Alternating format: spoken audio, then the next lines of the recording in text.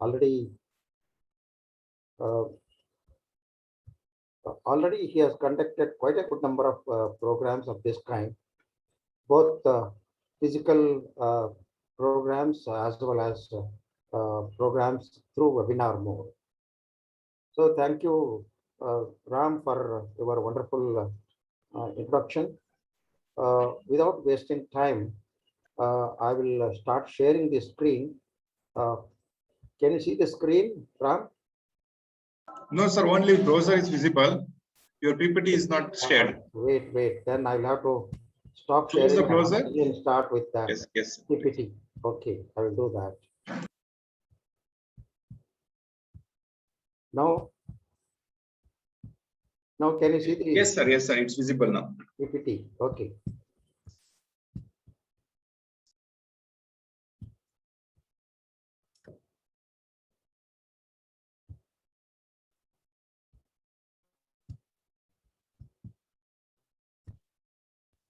Can you see the full screen?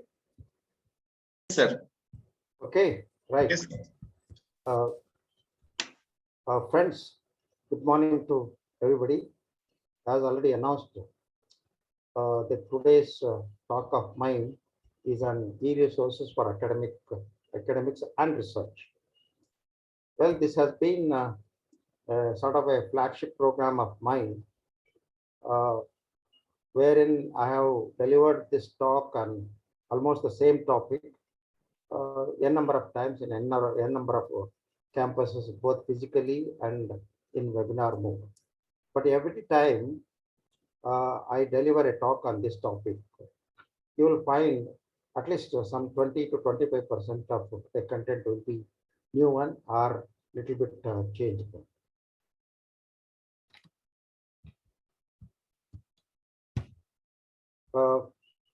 The research process as such has got different steps, and this process is being defined by different authors in different ways. I have picked up one of them. You can see here your research process starts with defining the research problem and carrying out the review of the literature, then formulating the hypothesis, design the research methodology, collect data, analyze the data, interpret it, and come out with your report. It could be a report in the form of a thesis, or it could be a report in the form of a journal article or anything of that kind.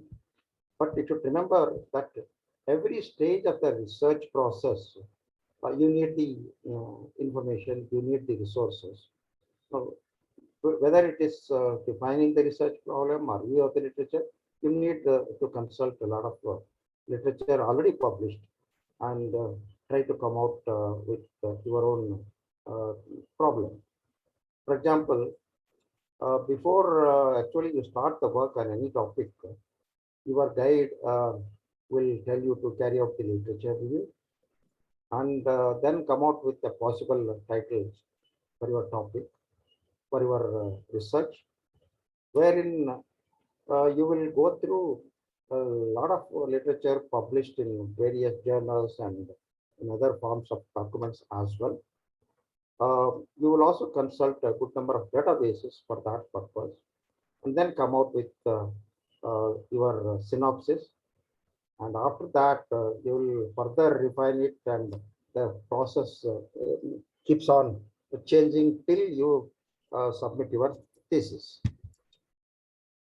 Information overload is a well-known thing. When we were doing PhD, in fact, we used to roam around uh, different libraries. Many times, it was so difficult to get what we wanted, although it was there. We didn't have good tools to search for it.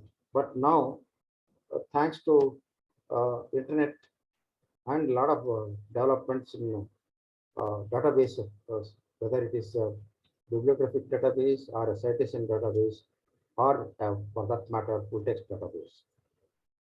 So, but in spite of that, you can see here, here I have shown the picture of a hand of a research scholar, wherein uh, he is drowned in a ocean of the information in the form of books and journals, articles, etc. But in spite of that, his hands are open and still look for what he wants.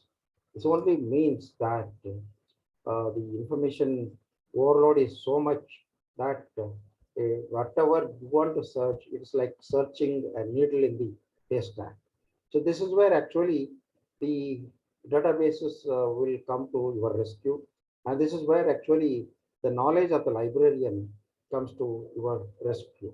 This is where actually the library professionals can get themselves expertise and guide the research scholars and the researchers appropriately. The quality of the information is more important than the information itself.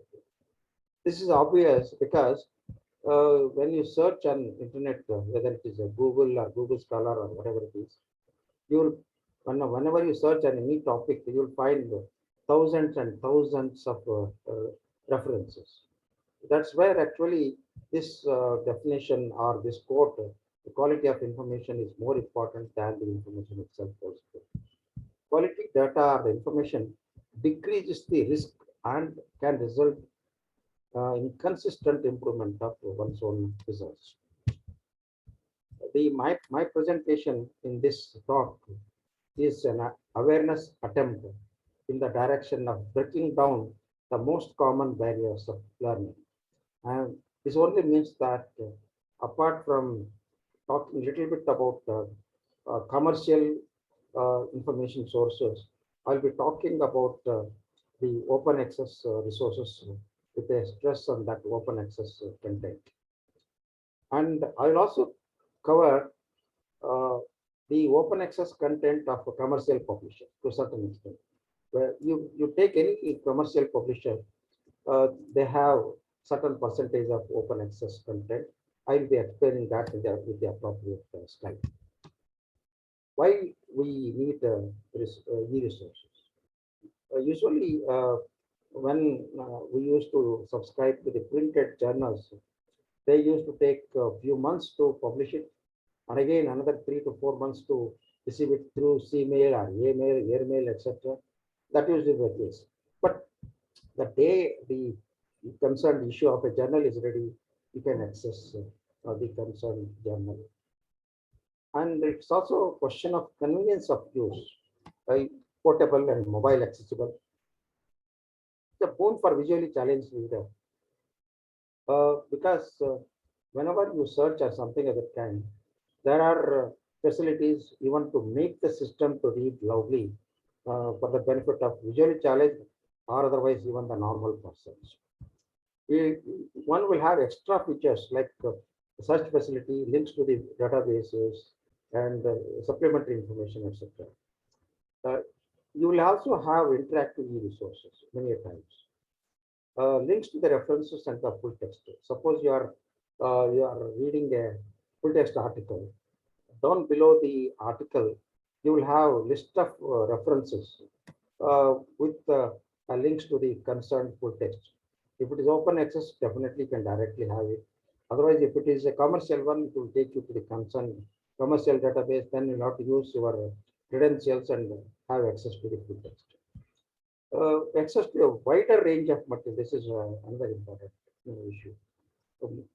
We will have access to n number of open educational resources, or for that matter, we can also call as open educational material. No routine library problems like issuing and misplacement of a book or a journal, etc. But last item is copy paste facility. It's a boon as well as little bit problematic, especially if somebody copies and pastes it and comes out with this thesis or journal article. That is a sort of a problem. But anyway, thanks to the UGC initiative, one has to undergo plagiarism check, similarity check, and get a certificate for having got the similarity check done. So that is no more a problem now. Now coming to e-resources available for the Indian academic and research community. I have listed only few ones. The commercial and the society publications and the databases are available through consortia like eShoda Sindhu is uh, managed by InfluxNet, and it's available for the universities, IITs, IIMs, IISc, etc. They also give access to N-list for colleges. I'll be talking a little bit detail when the with the concerned PPT. And many other consortia are like this, like NKRC or VTU consortia for engineering colleges in Karnataka. And apart from that, there are open access e-books, e-journals, databases.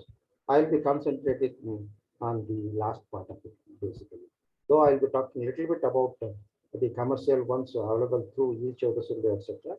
But I will spend more time on open access resources. Coming to the National Digital Library of India. This is a good attempt by IIT Kharagpur with more than 73 million items. The resources are available for primary to PG level resources. Like it could be even for the professionals, you will have a lot of stuff through NDLI. But still, they have a long way to go. Everything that is published in the world is not available through NDLI. And but good part is it covers 70 language items, including Kannada, Malayalam, Bengali, etc. And different types of learning resources, more than 60 types of learning resources. Coming to eShoda Sindhu, this is the screenshot of eShoda Sindhu executed by InfluxNet. Next screen, this screen gives you the list of e-resources. For example, American Chemical Society. American Chemical Society has got 109, no, they have got 50 journals, which is available to 109 institutions within the country. You can go to eShoda Sindhu website, click on to e-resources, you will have this page. Then if you are interested to for a particular source, you can click on to this, and you can also see which institutions have got access to these American Institute of Physics resources. For example, Bangalore University has got access to these American Institute of Physics. You can as well go to Bangalore University campus and take the help of your friends and search for EIP resources. And what are the journals available, you can see in it. Only thing is, if it is a college or even for that matter, some universities do not have access to this.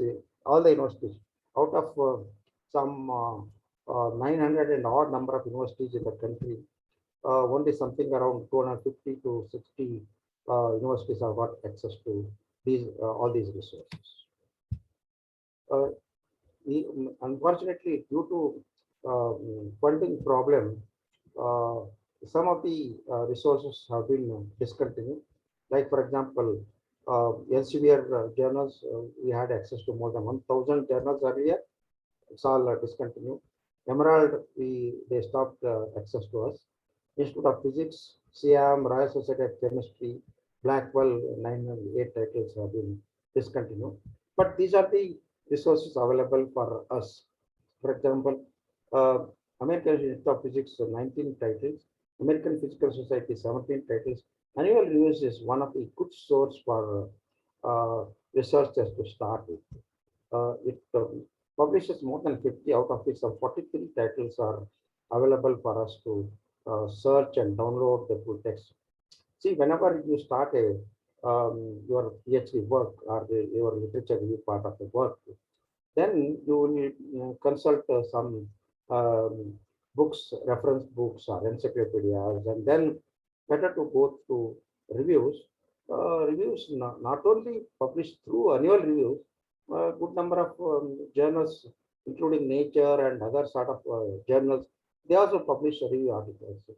Every search engine has got a facility to search on any topic and restrict the number of results, whatever you have retrieved, based on whether it is a review article or a research article. You can click on to that, select only the review articles, and you can go through that.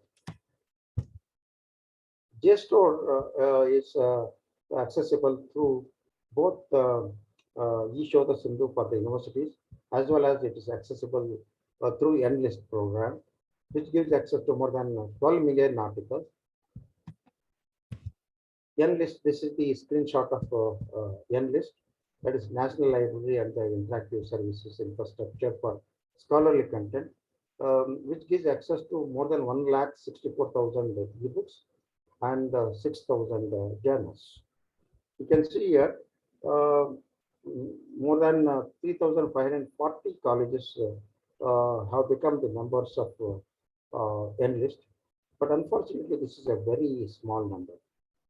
The reason is, although 3, 4, or 5 times number of colleges are there, one of the main reason is the colleges do not have, they don't give much importance for the research activity. But thanks to new education policy, NEP, and the NEP gives importance for carrying out the research at the undergraduate level also.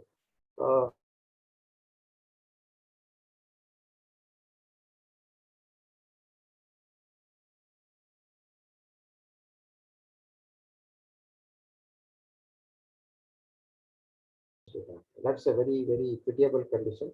In fact, when my good librarian friends, they keep telling, sir, what to do?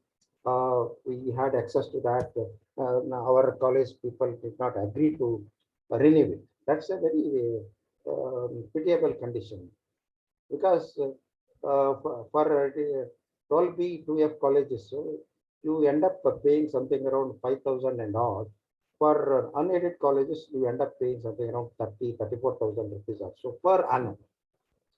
But you have the access to the resources for which the InflipNet or the concerned ministry spent something around 9 crores. That means if you are a member of Enlist, you can have access to 9 crore worth e-resources for the benefit of your faculty members, the students, etc. Now, for example, this Enlist gives access to these many books. You can happily go to Enlist and search for the books on any topic. I'll try to go online and I give you a demo of that as well.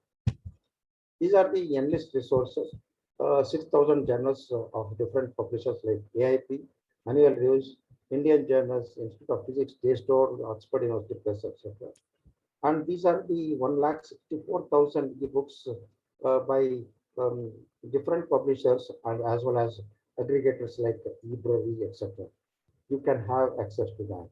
For searching these books, you have the Enlist provides a search facility, but unfortunately, for searching the content of 6,000 journals, they don't have a search engine at all. There is no common search engine. But I have been suggesting Enlist people to provide such a search facility for the content, whatever access is given through Enlist resources.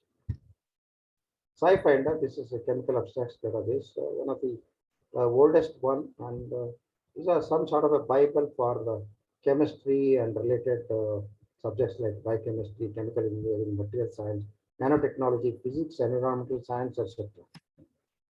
But very costly database. In fact, InflipNet through eShoda Sindhu had given access to this earlier for selected universities, but unfortunately, it is discontinued. Now coming to another database called JGate Plus. This is some sort of a budget database which gives access to more than 51,000 journals. And in fact, this is published by a company called Informatics, located in Bangalore. And for example, let us see business, economy, and management area. World over, there are more than 4,575 journals as covered by JGate Plus, out of which 2,193 journals are available in open access mode. In Indian journals, 605, and out of that, 356 in OA channels. That means whatever out of the more than 51,000 journals, somewhere around 23 to 24,000 put together all subjects, you have got access to um, open access content.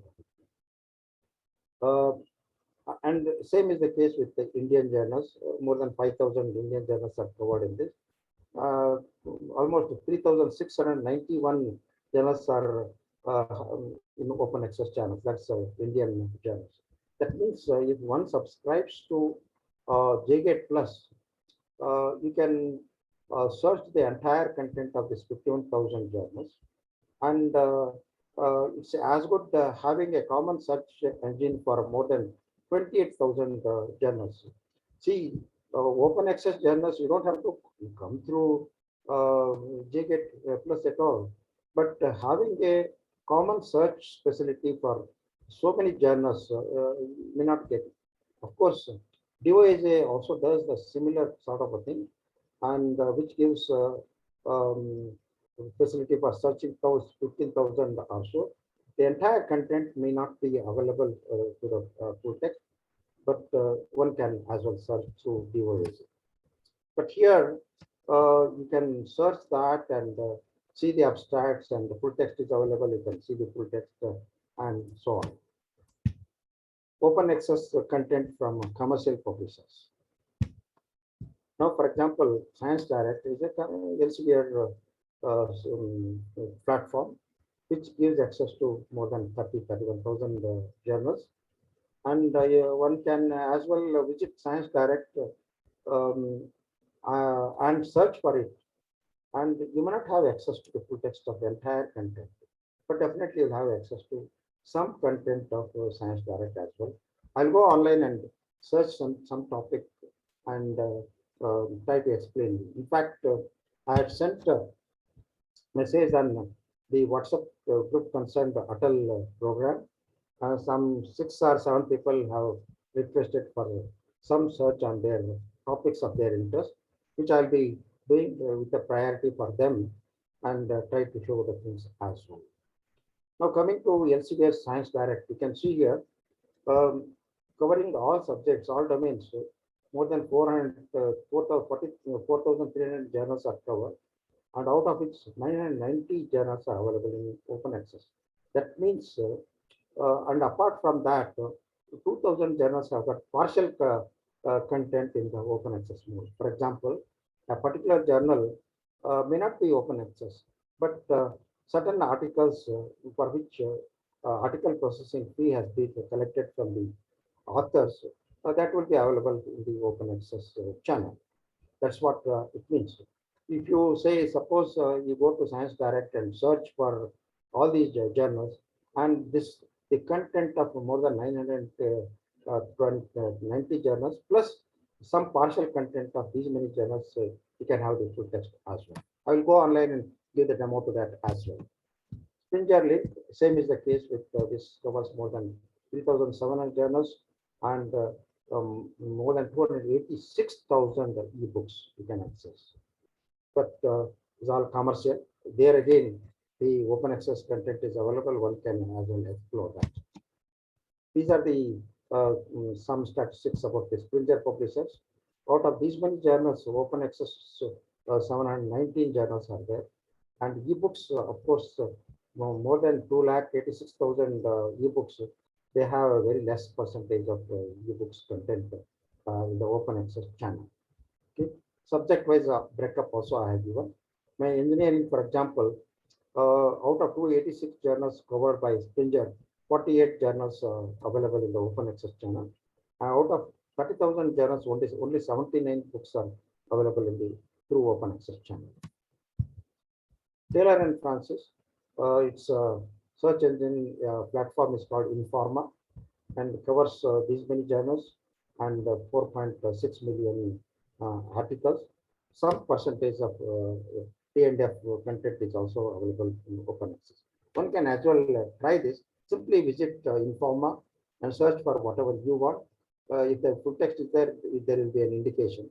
Or you can restrict the search to the open access content as well and download whatever you want. This is the uh, T&F content, for example, 2,911 items. Out of that, OA 235 titles. and engineering these many, and article wise, these engineering more than 549,000, out of which 14,000, that is almost little bit less than one third is available in the open access channel. Emerald is a useful source for management researchers as well as LIS researchers, which covers something around 350 journals published by Emerald. And out of that, 255,000 articles are there. A certain percentage of Emerald content is also available in the open access channel. Coming to IEEE Explore, one of the biggest database, especially for engineering and related subjects, which gives access to more than 5 million items, out of which 77,000 are available in the open access channel, and the detailed backup of the types of documents and the open access content, etc. Given here.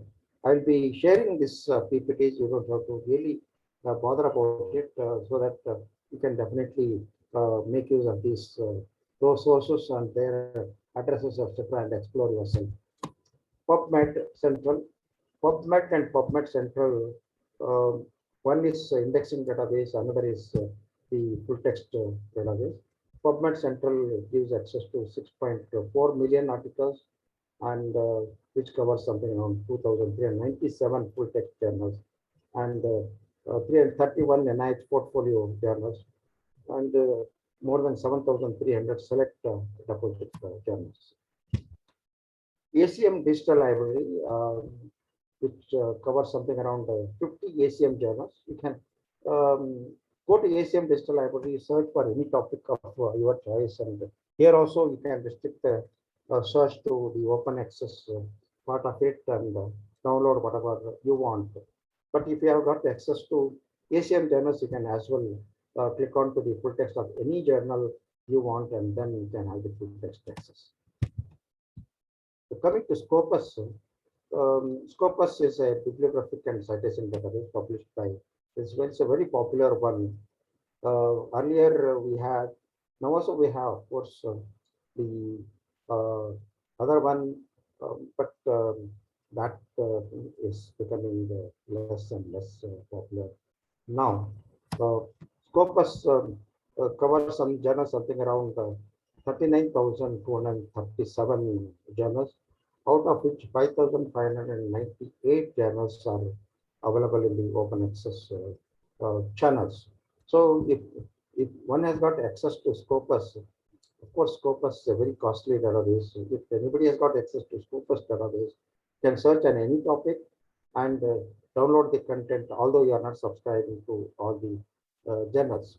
But on the other hand, the other citation database, that is Web of Science, covers something around 18,000 journals, and but it has got its own advantage as well. Coming to NCBI, SARS-CoV resources. This is, in fact, order of the day.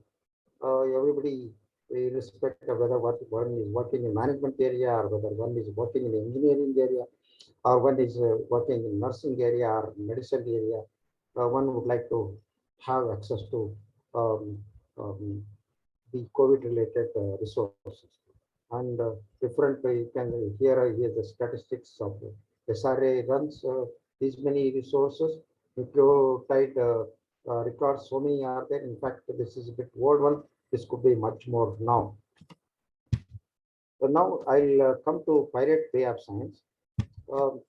Everybody is familiar with this, I'm sure about it. And is a bit controversial one. And anyway, it's not my business to say whether one should use this or not. It is left up to one's own consciousness. This is this iHub is was set up in 2011 by one lady called Alexandra Elbakin, a neurologist from Russia, and which gives access to something around 85.64 million full text items. This is a wonderful thing. 85 million is a huge number. And there's a case going on even in the Indian court, the NCBR people, American Chemical Society people have pulled the Sci-Hub in the court. The academicians, academic community is supporting this lady's cause. Still, the decision has not yet come. We don't know where we'll be landing, but still, um, the Alexandra Elbakin on and on. Now, for example, in America, the New York court banned this, and she was given a punishment of heavy fine. But doesn't matter. She is being a Russian. She was not, controlled or governed by U.S. Legal system. So she did not bother about that at all. It's um, the SciHub is on and on. Even the American universities, even now they use it for the simple reason that it is very simple to use it. I will go online and try to show, but however, using that, etc., it is left up to your discretion. Similar sites for ebooks like Genesis, LibGenesis or LibGen and Book5 and Jet Library. You can simply put the Jet Library in Google and it goes to this world's largest ebook library. You can search that and have access to the full text of a good number of books. PDF Drive is another source, and you can also have search this and so subject wise. I can browse these categories. For example, ebook categories like arts, business, computers like that. You can click onto that and see whatever you want or search for it and try to download the books as well. Coming to the list of different open access sources, for example, e-thesis and dissertations, we call it as ETDs, e-books, e-journals, databases, e-reports, standards, and patents. This time I also put another title called OERs, Open Educational Resources, which you'll be seeing. This is the list of different databases on thesis purpose. One of the very well-known one is called NDLTD. You can simply search for NDLTD in the Google. You can go and search for it for millions of theses submitted to various universities in the world. And same is the case with Google. Of course, Google Patents is nothing to do with the thesis. It's a separate one, wrongly entered here. Base Bielefeld academic search engine.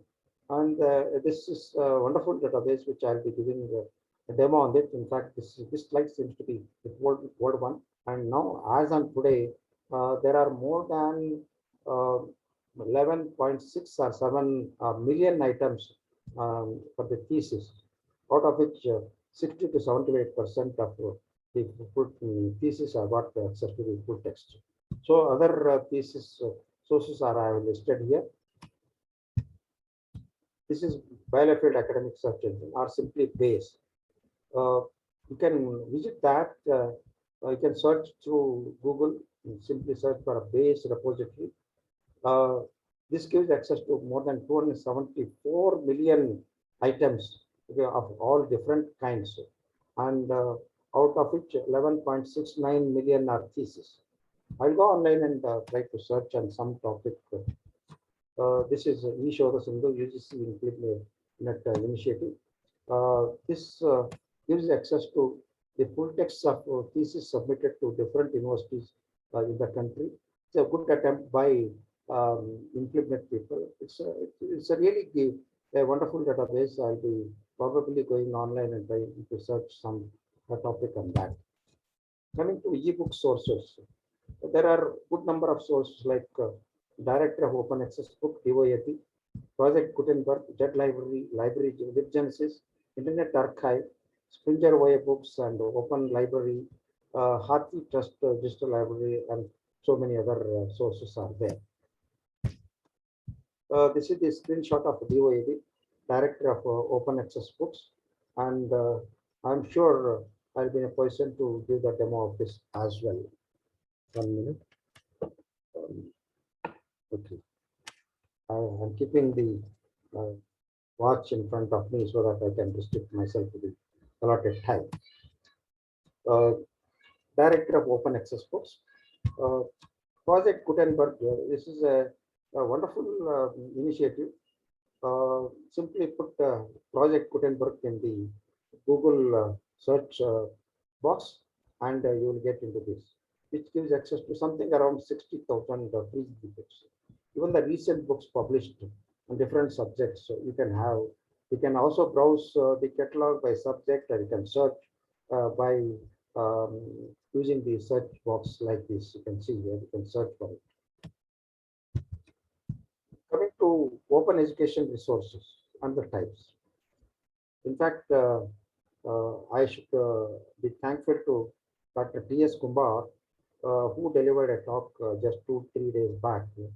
And he did an excellent job of covering a good number of open education resources. In fact, I have been covering open education resources, especially the textbooks, etc., for the last so many years. But when I got the presentation copy by T.S. Kumbar, I could get some more sources, and I could add some more to that as well. These are all the different OER types, that is open education resources. And many times we can also use open education materials. There's a difference. Open education materials, open education resources, and open textbooks, etc. In fact, open textbooks are part of OERs. And what are the types available? You can see here, open textbooks, online courses, lecture notes, videos, audios, animation, tests, software, presentations, slides, syllabi, etc.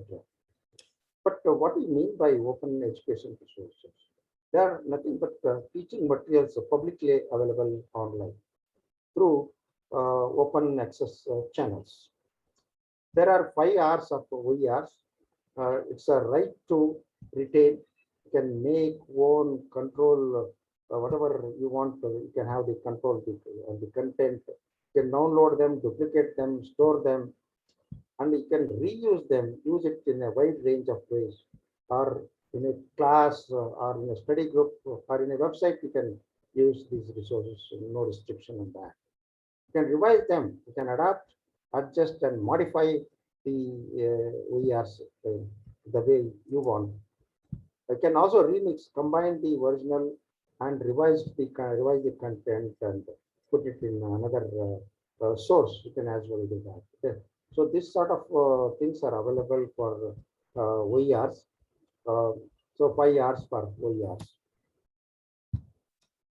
Now coming to today, in fact, I made this list that open education resources are the materials. Some of the resources are listed here. You can see OpenStax, Open Textbook Library, um, Milne Open Textbooks, Scholar Works at GVSU, Open Books Publishers, and then Intech Open, Lumen Open Courses, Hathi Trust Digital. In fact, uh, some of these are sort of a search engines or a common search facility for so many open education resources, which are not necessarily exhaustive. This is not an exhaustive list of this.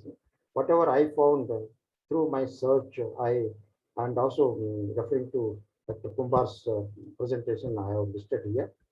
And Hathi Trust Digital Library is one sort of some sort of a meta search engine for the open educational resources.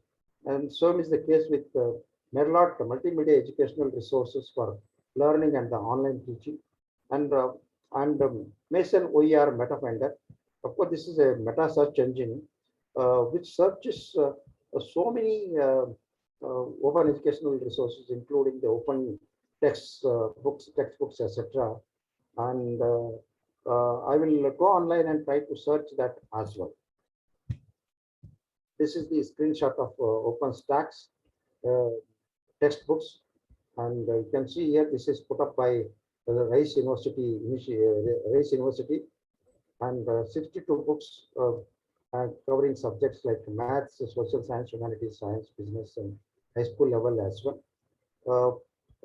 Yeah, they claim that by visiting this site, the many students and the faculty, they save to the extent of dollars 1.2 billion. That means Probably they were calculated in their own way.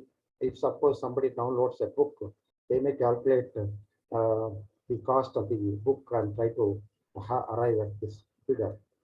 Here, this is the screenshot of this particular site that's OpenStax. Here down below, I have taken the screenshot of the textbooks of mathematics covering the algebra, trigonometry, calculus, so many other types of books. You can as well go to this and try to download the books, or you can read the books as well. Open Textbook Library. This is a wonderful source which gives access to more than 896 ebooks which are openly available. You can browse by subjects, like you can see the business, computer science, education, engineering, humanities, journalism, law, mathematics, medicine, and so on and so forth. This is put up by University of Minnesota, and this is supported by Open Education Network of many universities. This is supported by many universities. In fact, they support in the form of their content, and many times some of the universities also may fund this initiative, that is Open Textbook Library Initiative, put up by Minnesota University. Merlot multimedia educational resources for learning and online teaching. This is put up by California State University, and this includes a universal search facility as well. See, so far I discussed about the sources for the full text textbooks, etc., or OERs, and they concerned website may use search facility for its own content, but some of these search facilities like Merlot will give a search facility for across the different sources. For example, you can see this is the screenshot of Merlot, which gives access to so many educational resources, something around 94,000 educational resources. And disciplines covered, in fact, 20 different material types, like I told you, the textbooks, the course materials, videos, audios, etc. But you can also see the level of the content from pre-KG to professional level. That means pre-KG to even the PhD level, content. It also probably gives the search facility to search the content, restricting the search to the level, high school level, college level, or postgraduate level, or professional level, like that. The disciplines covered are academic support services, arts, business, education, humanities, and mathematics and statistics, science and technology, and so on and so forth. You can see here highest content is for science and technology with 49,000 items. Milne open textbooks. This also serves as some sort of a search engine. The Milne open textbooks, authored and peer reviewed by SUNY, that is the State University of New York.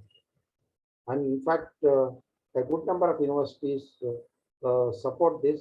And in fact, SUNY itself has got different campuses, all of them to have put their content together. Apart from that, one important aspect of Milne open textbooks is authors can submit his content to this Milne open text book site, or he may not like to give the entire book. He may like to give only a chapter. So one can as well have access to chapter-wise content of certain books as well. Lumen open access courses. This is different. It's not a book. The open courses, of course, there are a n number of open courses available. Especially the MIT one is a very, very well-known one, Massachusetts Institute of Technology, and this is the URL. You see, whatever I have done, I have given the URLs of those particular source, so that when you see my PPT, you can copy and paste this URL and visit those sites, and you can search for the content of your choice for the subjects, etc. And you can download if it is a course content or if it's a book or anything of that kind, you can as well do that. So for mathematics, something called online homework manager, it is there. This the course work is so beautiful. It's organized in a very beautiful way, covering the subjects like business, English, communication, maths, natural sciences, social sciences, technology, etc. And you can see the homework manager. In fact, beautifully designed. If somehow the teacher gives the homework and the student does the homework and he submits it, all those things will be managed by this VHM. And digital homework system for hands-on practice and customizable courses, immediate feedback for the students, etc. All those things are there in this. Intake Open. And there was a slogan in their site when today morning I was looking at this as Intake Open. They say we are on a journey to democratize the knowledge. Democratize the knowledge. That is the slogan which is being used by them. It's like a mission statement by them. And this is actually built by scientists for scientists. How many books? More than 5,400 open access books, and 132,000 authors and editors are available. You can see here, this is built up by scientists and for scientists. How many authors and editors? 132,000 authors and editors are part of this program. Of course, you can ask me why so many, only these many books and these many authors. There could be multiple authors. There could be authors for the chapters as well. This is basically the statistics of books as well. This doesn't include the chapter-wise statistics. But you can see here the monthly visitors for this particular site is 3.3 million plus visitors for this. That means it's a very, very popular. In fact, this is indexed in Book Citation Index, Crossref, Google Scholar, WorldCat, Base, EBSCO, Open Air, CNK Scholar, REPEC, Ex Libris, etc. Mason OER MetaFinder, and this is a very well-known one. This is a real-time simultaneous search facility. 22 different sources of OEMs. So, as open education materials, 22 different sources. And in fact, today I tried for searching this. It was beautifully.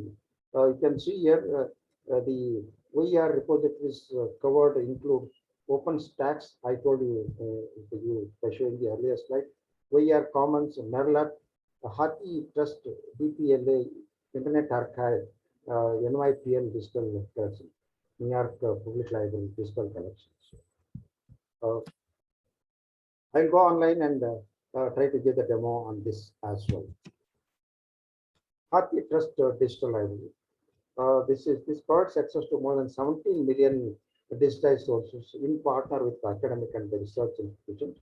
The currently digitized number as on today is more than 17 million items and more than 8 million book titles and more than 469 serial titles and so many pages and so much information, 784 terabytes of information. And there's a huge one, textbook affordability project. This is, you can simply put textbook affordability project. Their purpose is to make the textbooks affordable by the poor researchers and the poor students. OpenText is still in the beta version level. It gives access to more than 8 million items in 85 languages, and which covers from 15th century onwards. And interestingly, when I go on talking about all these things, there are search engines which cover other search engines. It's a wonderful thing to learn about it. Okay, here is a screenshot of OER tutorials or the videos.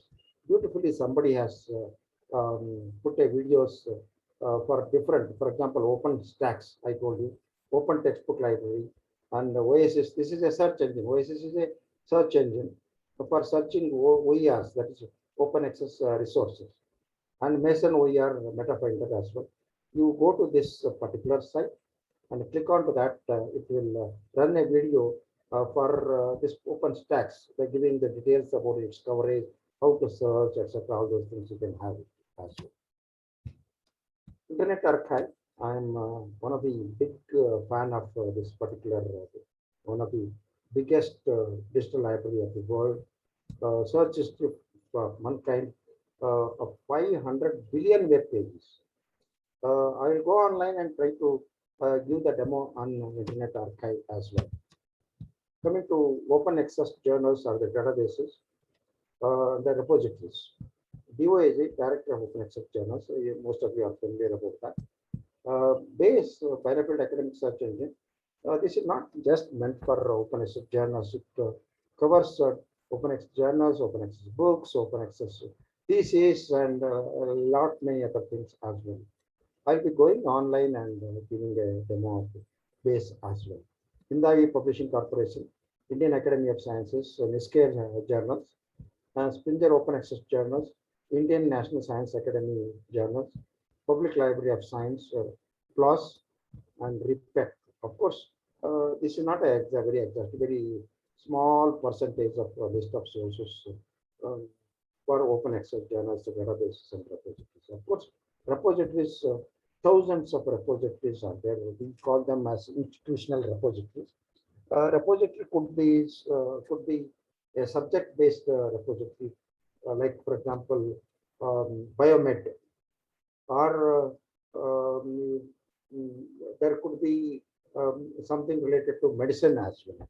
There are a good number of repositories subject-wise, and a good number of top universities. They have set up their own institutional repositories. We call them as digital libraries, institutional digital library or institutional repository.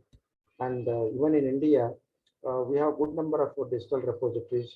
The well-known ones are that of Indians of Science. They got two repositories. One meant for IAC PhD thesis, another meant for the journal articles and other conference articles, etc. One can go to IAC site and look for it and search for it and download whatever is available free of charge, or you can request IAC librarian for the full text of that particular article. You can as well do that. So this is the screenshot of Director of Open Access Journals, which covers something around 16,000 journals. And I'll be going online, and this has undergone a lot of big change in its content, in its coverage, in its structure, etc. And I'll go online and try to do the demo as well this way. Google Scholar, the poor man's database. I don't say poor man's, every scholar's database. In fact, Google and Google Scholars have come in a big way, disrupting the services of librarians. That means I do not fully agree with the statement of disrupting the service of librarians, for the simple reason that our services, librarian services, are not just giving access to the resources, but helping the researchers in every different stages of their research work, starting from the literature review, while finalizing the topic, etc., and then while finding the surveying or collecting the data, and while writing the reports, etc. Then while writing the reports, then finally one has to also go through the plagiarism checking, for which the librarians are well known, and in most of the institutions, the plagiarism checking is controlled by the librarian. So from starting from the defining the research problem to thesis submission, or the finally sending the research article, librarians have got their own role. Though the resources, whatever they store, acquire, store, and give access, it has come down, no doubt, especially because of the Google and the Google Scholar. But I'll be also going online onto the Google Scholar and show its important features, which everybody may not be aware of its capabilities. Although one goes and searches Google Scholar, but there are good features of Google Scholar as well. Core connecting repositories. This is, what happened. This more than 10,000 data providers like IRs, etc., and core harvests all those databases, the repositories. You can see here, it gives access to more than 200 million searchable research papers with more than 25 million full text to having access to that. Core, you can simply search for core in the Google and go for this, which covers the content of 145 countries and it overcomes the publishers' paywalls by aggregating the OA versions of the papers. One should also remember this. I would like to say a little bit about this as well. How the publication system works. Usually, unlike earlier period, if suppose some author is ready for publishing, if he's ready for a paper, then he wishes to publish in a particular journal, of course, a high quality journal. And then what happens? In the meantime, if somebody may come out with the same findings, so with that in mind, and also for getting the visibility for his own research content, what one can do is before submitting it to a journal, one can put it in his own digital library or in his institutional repository of the concerned institute where from the author belongs, or even the searchable, the subject-wise repositories. You can as well do that, and then he will submit the article to a concerned publishers, which is being accepted, and one can have a claim for that. And later on, there with certain conditions and terms and conditions, it will be available for the public to have the full text access. Of course, different publishers have different provisions for that. One has to go through that before submitting it to a repository. Coming to China National Knowledge Infrastructure, CNK. In fact, this is a very wonderful source.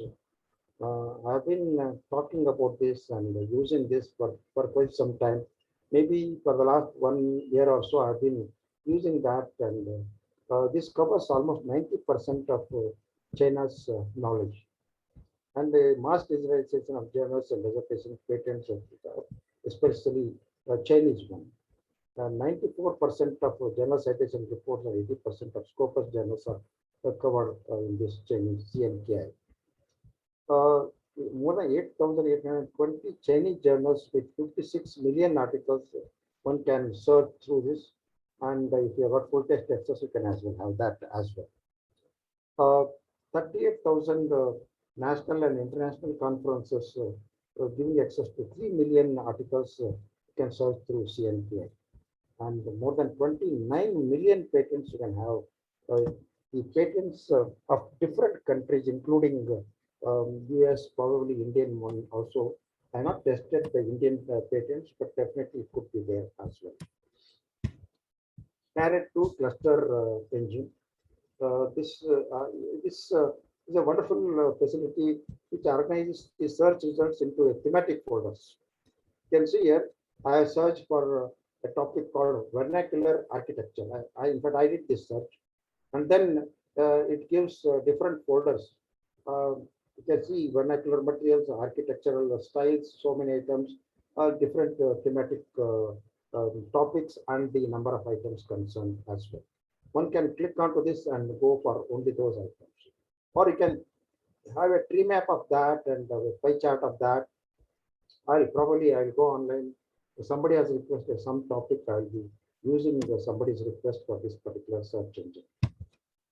Microsoft Academic, a very well-known one, but unfortunately, I heard that it's likely to be wound up. open access source. Now coming to technical reports sources, of course, for the other participants who are not from engineering sort of background, not so much important, but for those people who come from engineering colleges and technical institutions, etc., these are very good sources, technical reports. The different resources are OST government, that's Office of the Scientific Technical Information of US. Uh, then NTRL, National Technical Reports Library, NTIS, and this is well known one for the, of course, all these are open access.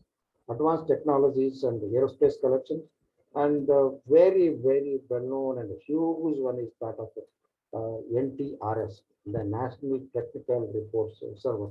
NACA is a old one, the old versions of earlier reports of NASA, TRAIL, Nuclear Regulatory Commission, BPIS, etc. It is a screenshot of NASA technical report server. But I did a search on some topic and I found these things. You can as well have the full text of that as well. Now coming to important industrial property offices. For example, USPTO, that's United States Patent and Trademark Office.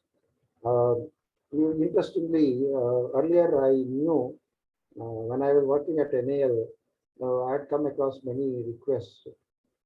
Some people used to request for a US patent. Some agent would visit USPTO site and download that free of charge and charge us some 3,000, 4,000 rupees like that. But now no more that sort of problems. So every librarian, in fact, must be aware of this, that USPTO content is freely available for searching as well as downloading. CNKI, that is China National Intellectual Property Administration, like CNKI. This is for property administration. There is one other database. EPO, that European Patent Office. JPO, Japanese Patent Office. Korean Intellectual Property Office. WIPO, World Intellectual Property Organization. Canadian Intellectual Property Office, and so on. Australia and many other sources.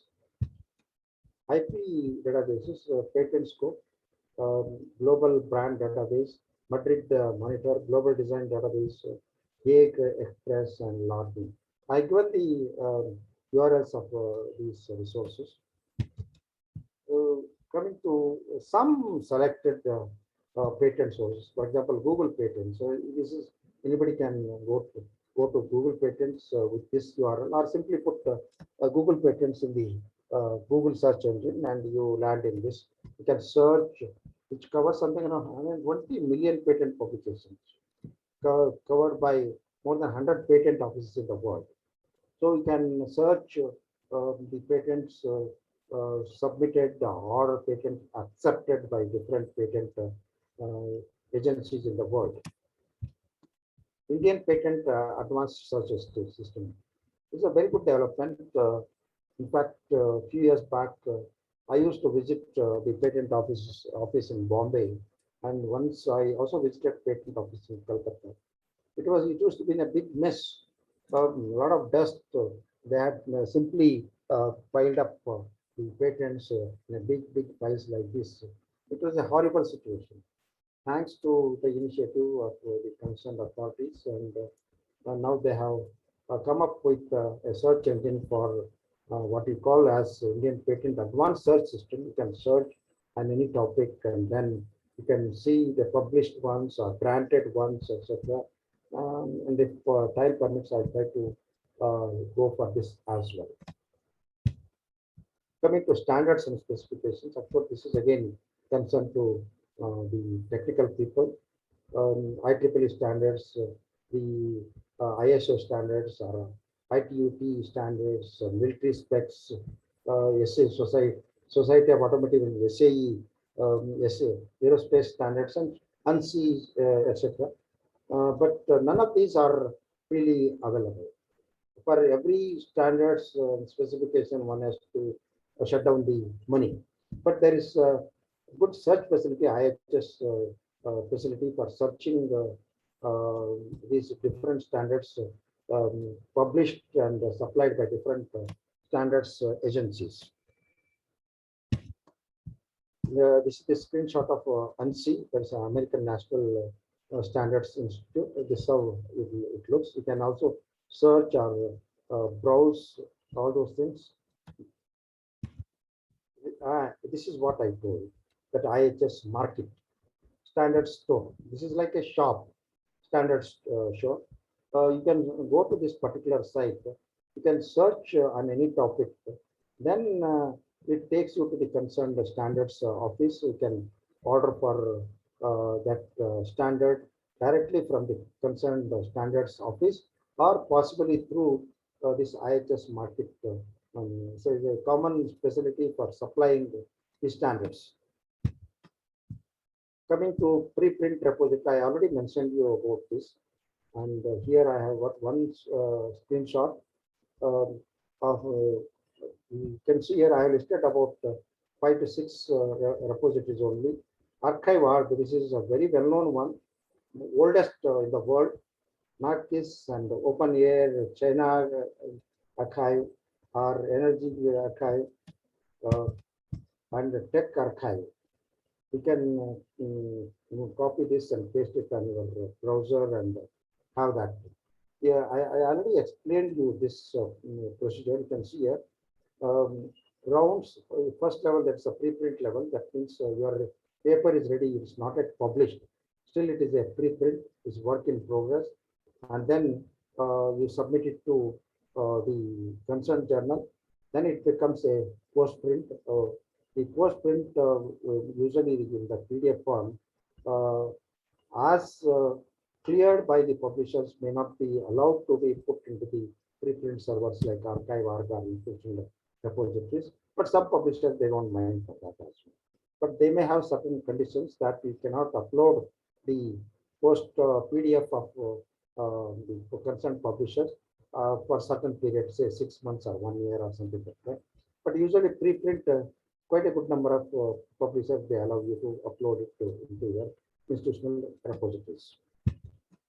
ArchiveOrg is one of the oldest one. It covers artificial intelligence, computational languages, and some biological subjects and many other things. You can see here I listed very exhaustively these things, and this runs into lakhs and lakhs. A very well-known one of the oldest archive of the world. Engineering archive, like that. Med archive, Chem archive, bioarchive, like that. There are a good number of archives. You can as well search these things. If you are an engineering research scholars, happily visit engineering archive, and anything that is available in this you can have free access. For example, engineering archive covers aerospace engineering, biomedical engineering, chemical engineering, civil engineering, electrical engineering, material science, mechanical engineering, nuclear engineering, and operations research, etc. Social Science Research Network. This is a very well-known one. SSRN shortly, in a short form, we call them SSRN. In fact, this is developed and maintained by Elsevier people. They themselves are the commercial publishers. In spite of that, they have developed this one, and this is freely available for anybody to access, which covers. Of course, now it could be a million items, and the full text of which almost 80 to 90% of the items are available with the full text, and so many others, and ranking by top papers, ranking by top authors, ranking by top institutions, all those things you can do. This is very useful for social science people, and I know it's very difficult to get access to the full text of social science research, especially journals. Very, very difficult, but definitely SSRN comes as a very handy for social science researchers. Same is the case with economics people. REPEC, research papers in economics, and this also gives access to probably a sort of a million sort of items, which covers different aspects of this thing. In fact, this is not a single database. It has got sub databases within that. You can as well search each one of them, or you can browse through, etc. eFunda, Engineering Fundamentals. And this is a wonderful tool for the teachers as well as the students, especially undergraduate students.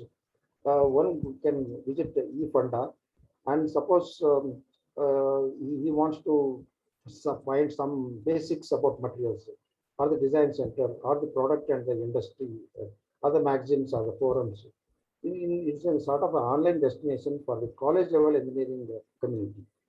You can go visit this and go to, for example, you would like to have list of all the formulas, mathematical formulas. Formulas concerned to something else. You can as well have that as well.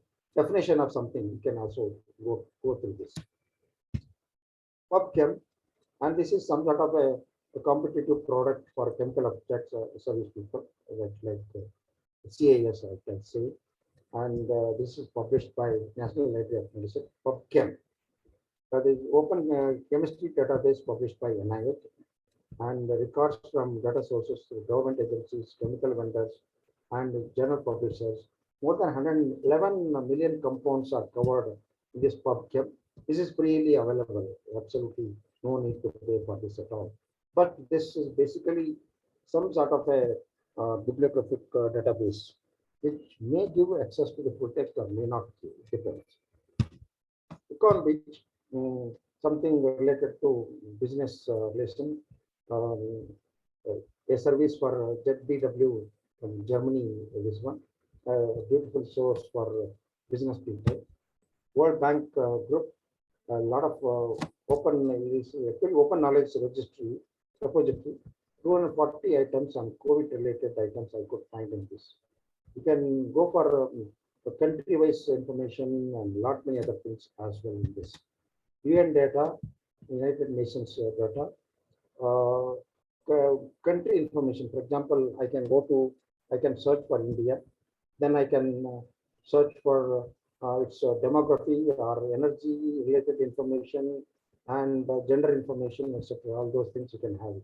If somebody is writing a paper, sometimes all of a sudden he needs to have some statistics. How many, what is the population of India, or what is the um, different school population, something of that kind. You can have that sort of information in this as well. Repository of official international trade statistics. Here you can have trade statistics, a lot of trade related information you can have through this. IMF Library, International Monetary Fund e-library. This is again very useful one. Open Gray, resources for journal selection and avoiding the, you know, see, this is actually just a small list here I have given. SIMACO journal ranking and UGC care list of journals, Elsevier journal finder, and for finding the predatory journals, etc., publication ethics, and lot many things are there. Well, I told you in the beginning that you need the resources when you are doing at different stages of your research. You need different kinds of resources, and this is these are the useful ones, especially when your paper is ready. When your paper is ready, you want to know where actually you want to publish. So these are the sources. You can make use of that for selecting the journal. SIMACO journal ranking and country rank. You go to this particular site and try to select the quality journals in your area of interest. Possibly, I'll go online and try to do the demo of this as well. This is a list of predatory journals. Earlier, one librarian from US, Bial, had listed the predatory journals. There's a low quality journals, flyby evening journal. You know what happens? The online journals, although they are boom, this led for predatory journals, and especially in the context of UGC's mandate that all the research scholars have to publish at least 2 journals before submission of their thesis, which led for generation of this sort of predatory journals, and people started publishing in low quality journals. In fact, now they have control on that. through this UGC care list. Through UGC care list, you can check which are the UGC approved list of journals wherein you can publish. If you publish your article only in this UGC care list of journals, your paper will be counted for your score when you are applying for a job or applying for a promotion or something like that. Then only it will be counted. In fact, this has got two lists. One is the list covered by listed or covered by Scopus, etc. Other list approved by UGC Care Committee. Okay. And there is one database called Retraction Watch database. I almost come to the end of my presentation. Another 2-3 minutes, I will be completing the presentation. And the second part of my talk, I'll be going online, take one by one resource, and try to give the demo. And probably that will really help you people in searching the things. And I may not be in a position to give justice for all the resources, whatever I have spoken so far. I'll be going for selected resources and try to give the demos on that as well. Retraction watch database is, how this came up. Suppose somebody has published an article, and after some time, and somebody makes a complaint to the concerned publishers that this particular article has copied certain picture or some certain table, or yes, copied something, some paragraph, but he has not quoted. If such a complaint goes, what happens? Either complaint goes or the publishers themselves identify such kind of problems after publishing that article. So then what they do is they do a rigorous inquiry, investigation on that particular article. And then if they find that that article is plagiarized or it has not honored certain publication ethics, what they do is they retract that article. What do you mean by retraction? The article is already published. You cannot take away that article because in the content it is very much there. Only thing is what they do is, along with the title, retracted for so and so reason. They clearly mention that. In fact, retraction of an article of a scientist or an academician is much a bigger punishment than taking out. Because what happens if somebody searches on a particular topic of his research, that article is also thrown up. But if somebody tries to read that article, on the top you will find that it is a retracted article. That means every time somebody searches and somebody has got a feeling that, oh, this author is his article is retracted, that means he will have a negative opinion about the concerned authors. So one has to be very, very careful, especially when you are copying something and not giving the reference to that concerned article, as not taking permission if it is a copying of a picture or a table, etc. That sort of things one can provide. In fact, this particular database has got a search facility. In fact, I did search on India. I wanted to know how many Indian papers have been retracted. In those days, almost 2 years back or so, I found there was 1,200 articles which were retracted. So now I don't know the present situation. This is where actually I got a statement. Great, especially this is in the context of predatory journals or fly-by-night journals. Great journals are born in the hands of editors. They die in the hands of businessmen. A statement by Bernardo Di Vecchio. Google Scholar Journal Metrics. I will try to, when I go online, I will try to show this. This is useful for what you call for selecting a journal for publishing using the journal metrics. Google also has got its own metrics, like Scopus has got its own metrics. Web of Science has got its own metrics. For example, impact factor. Anyway, impact factor usually, and those metrics usually deliver some independent thoughts, but the present talk is not permitted for me to do in this session. Journal finders.